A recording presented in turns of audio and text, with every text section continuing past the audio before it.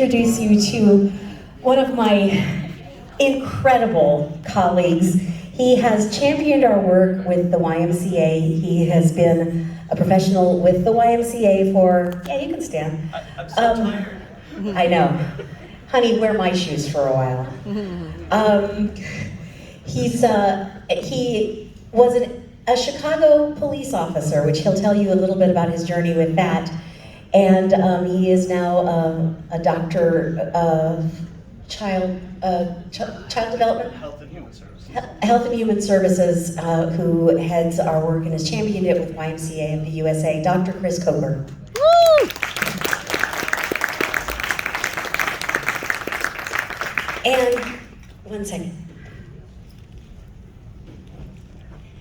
This is super special to me and in general. We couldn't do this work without you guys, and I'm very, very grateful, but there's one person here that we really could not do this work without. And we have asked her to be a member of our board.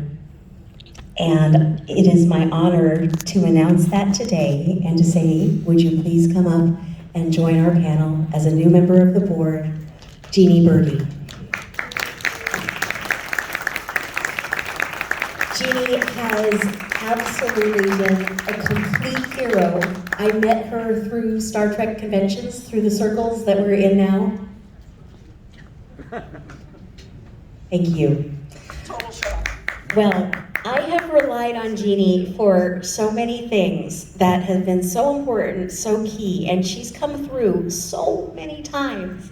And I really don't know where we'd be if I weren't able to rely on you for the nuts and bolts of this work. Thank you, Jeannie Birdie. You're welcome. I really appreciate it. So, on my 50th birthday, my husband said, "It's your big one, what do you want to do?" And I said, "Well, I want to meet Nichelle Nichols." And he says, "Where is she going to be?" And I said, "Vegas." He goes, "When?" "On my birthday." So, we came down, I think we flew down to Vegas or drove down. I think we drove down. We were only in Salt Lake. And I got my picture on my birthday with Nichelle. It was awesome.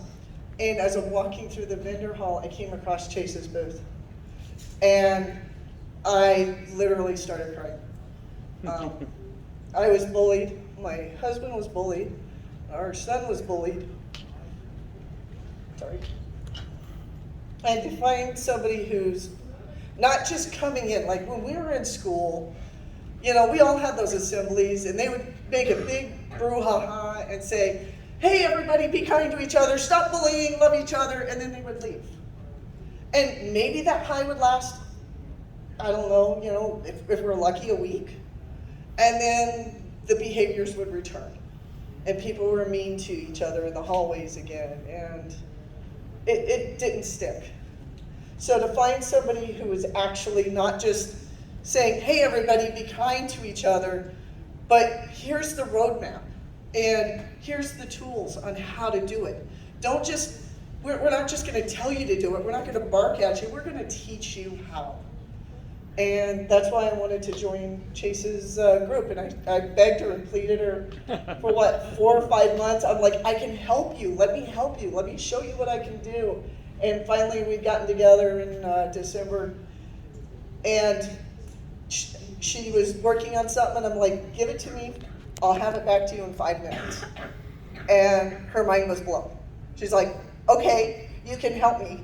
And from then on, it would be, you know, emails, let me, you know, "Can you help with this? Can you help with that?" And yeah, that's And I'm how our so journey grateful. started. Thank you so much, Jeannie. Yeah.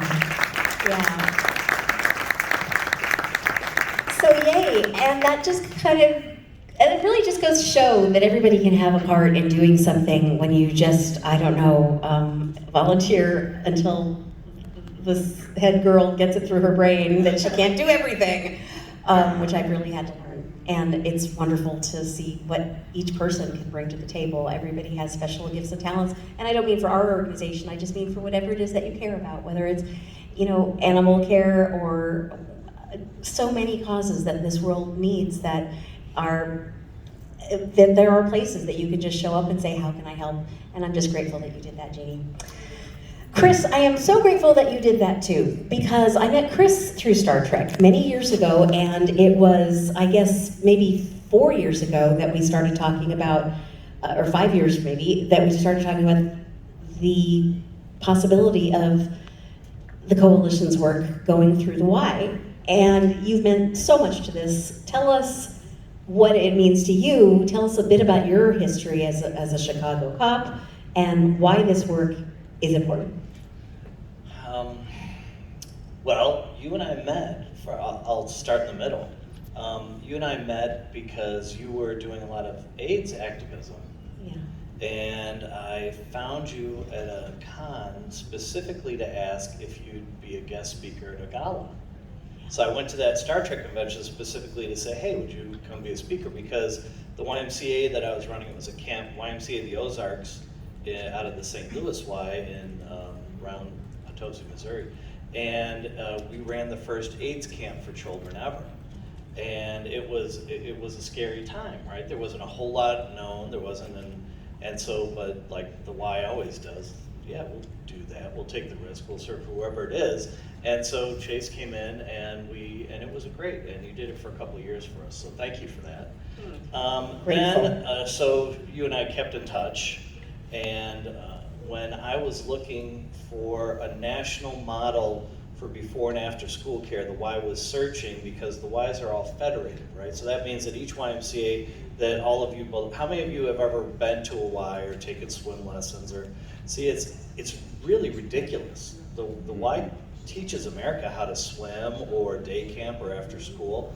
And the buildings are the biggest part of what you see, but they're the least of our work. The majority of our work actually goes on outside those four walls, outside of the health and wellness centers. But we were looking for something that was substantial. It wasn't just childcare, it wasn't just babysitting. It was something that would have an impact and a growth on the country. And as we all know, who here hasn't heard that youth mental health is an absolute national epidemic?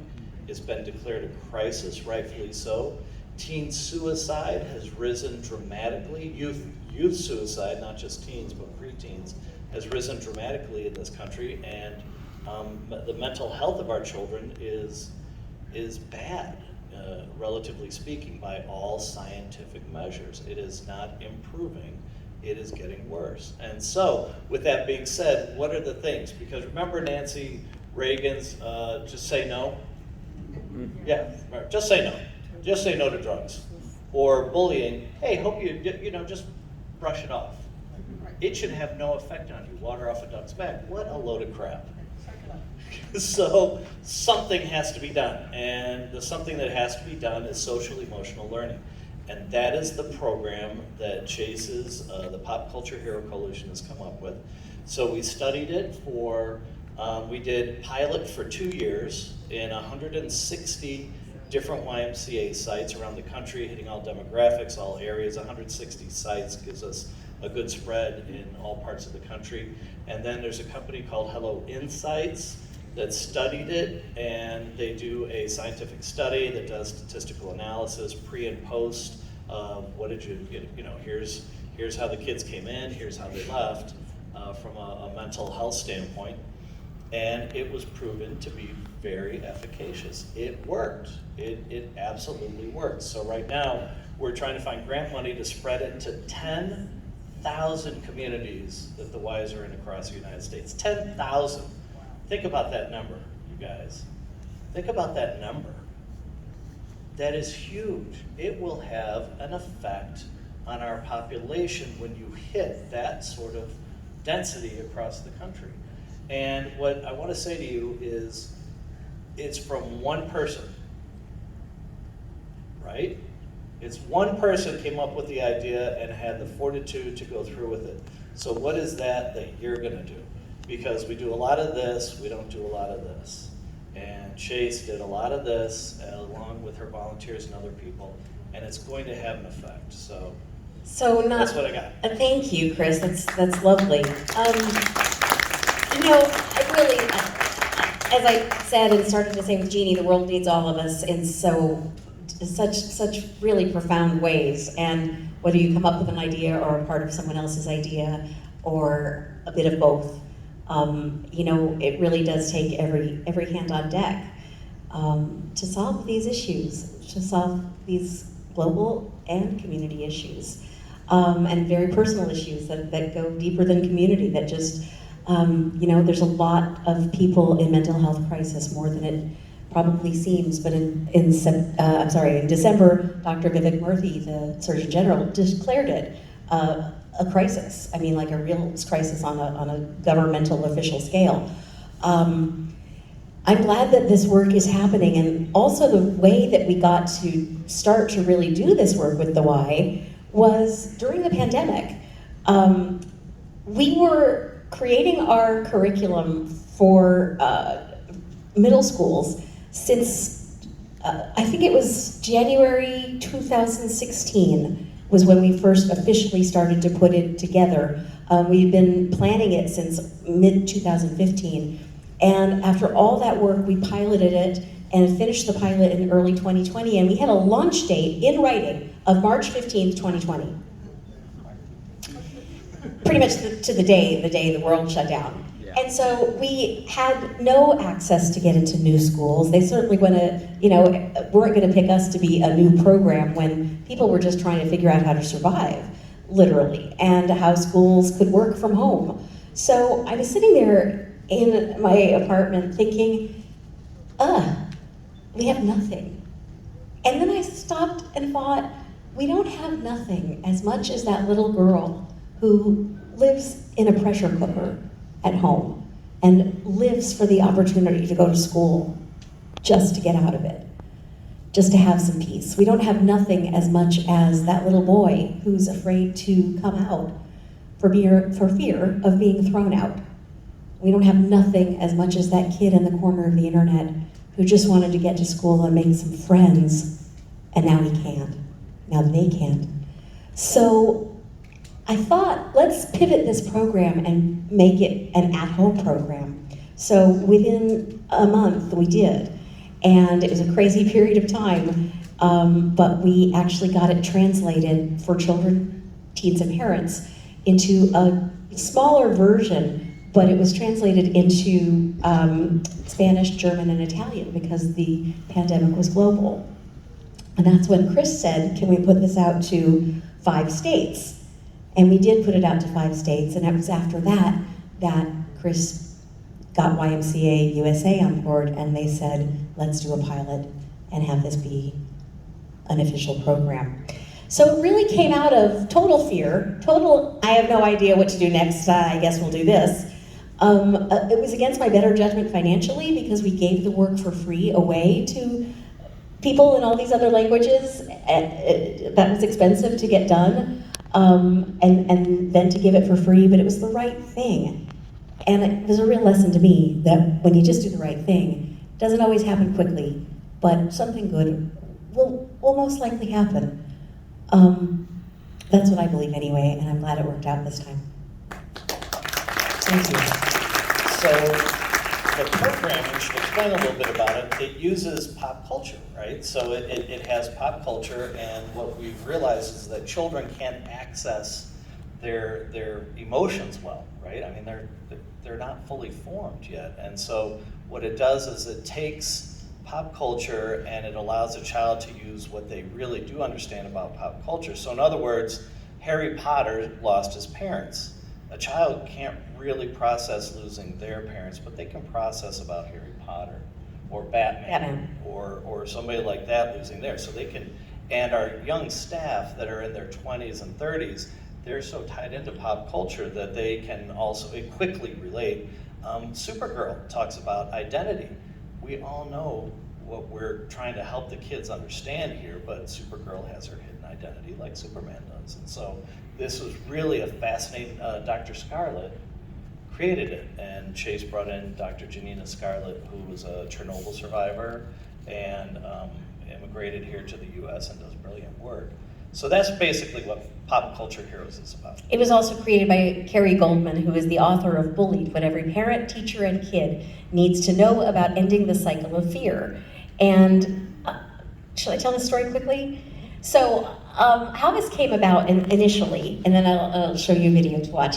How this came about was I was really depressed, really having a horrific time battling my emotions and battling rage. I had a stalker experience, and it was through Star Trek. It was someone that I met at a convention, and things got really pretty bad, worse than you'll read on Wikipedia, but you can read about it. And I was absolutely a mess. And a friend of mine said, if you want to feel better, go help people who have it worse than you do. Well, the only people I could think of who were as angry as I was were gang members. And so I went downtown to work with Homeboy Industries, where you have actual Crips and Bloods making friends and working together. And I was fascinated by this, but I saw it, I was part of it with my own eyes. And when I got there, I was 6 months sober. I'm 15 now, happy to say. Thank you. And thanks. And I was blown away by the incredible resilience of the fact that these kids are still here. 5 minutes? Okay. And I said, I don't know why the world works the way it does, but maybe, why you guys live in a war zone and we live in other places. Why some of us won the birth lottery, some of us didn't. But I know that if we work together, maybe we can make life good. And so I started working with them, and then I heard about a little girl named Katie who was bullied for carrying her Star Wars lunchbox to school.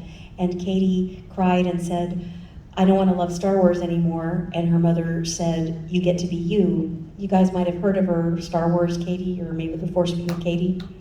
So Katie's mother put the word out on her blog saying, if any of you love Star Trek or Star Wars or anything like this, if you could just put a few words of encouragement together for my daughter. And I was one of thousands of people that responded. And so Carrie decided to write a book. She asked me to get her book into Comic-Con. I did. I said, let's form a coalition. And so I got off the phone and said, coalition? What the hell is that? I don't know how to do that. And so I thought, well, if you want to form a coalition, you should call the United Nations, right? So I called the United Nations and said, hi, this is Jace from Star Trek. And we're gonna form a coalition to end bullying, right? And you guys end bullying with countries.